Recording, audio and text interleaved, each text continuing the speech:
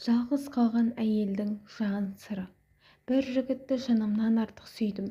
Ол екеуміз бір көшенің бойында тұратынбыз. 3 жыл жігіт қыз болып араластық. Сөйтіп шаңырақ көтергіміз келді. Бірақ қандай да бір түсініксіз себептермен оның отбасы біздің осы қарым-қатынасымызға қарсы болды. Амал жоқ, ара қатынасымыз үзілді. Көп уақыт өтпей Рамазан айынан кейін мен басқа жігітке тұрмысқа шықтым. Менің жақсы көрген жігітім де өз теңін тапты. Бірақ арада көп уақыт өтпей мені шайтан азғырды ма білмедім. Уәдемнен тайып, бұрынғы жақсы көрген жігітімді көбірек ойлап, онсыз өмірі сүре алмайтындай күй кеше бастадым. Сөйтіп, өз күйеуіме деген сезімім бірте-бірте суып, жек көріп, тіпті оны көргім келмейтін деңгейге жеттім. Үйге келсе, жоқ жерден ұрыс-керіс шығарып, жаныма жуытпадым. Оны мен бір үйде тұрамын деген ойдың өзі денемді түршіктіріп жіберетін болды. Ақыры жақсы көрген жігітіммен күйеуіме білдірмей әйел бар екенін біле тұра қайта сөйлесе бастадым. Сол уақытта жер бетінде менен артық бақытты жан жоқ еді. Оған деген сезімі бұрынғыдан да арта түсті. Тіпті осы жігітті жақсы көретінімді айтып түсіндірсем, күйеуім менен ажырасады деген үмітпен сүйген жігітіммен бірге кетіп қалдым. Сөйтіп біз 1-2 күннен кейін бірге екенімізді айтып, туыстарымызға хабар бердік. Енді бақытты ғұмыр кешетінімізге сенімді едім. Өкінішке орай бәрі басқаша болды. Екеуміздің бүкіл туыс-туғанымыз жиналып отырған жерде ата-анасына қарсы келе алмай, тағы да сүйіктім менен бас тартты. Барлығына мені өз әйелін таңдады деді де сөзінен тайып кетті. Сонымен менің де өз күйеуіммен бірге кетуден басқа жол қалмады. Ол мені кешіріп, болған жағдайды ұмытамын деді. Бірақ жараның орнында тыртық қалатын сияқты.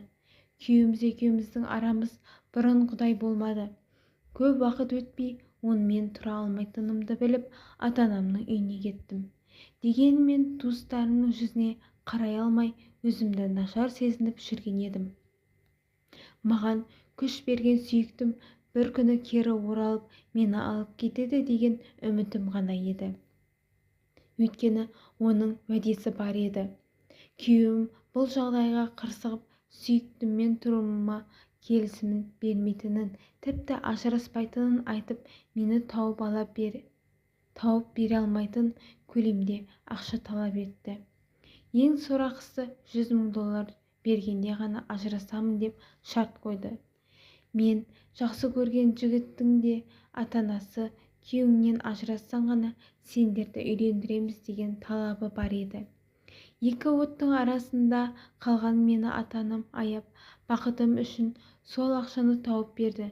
Сөйтіп күйеуіммен ажырастым. Енді сүйгенімен бірге болуға еш кедергі жоқ еді. Бірақ басымдағы барымды бағаламай, одан қалса біреудің отбасын ойрандап бақытты болғым келген өзімшілдігімнің соңы өкінішпен бітетінін білмедім.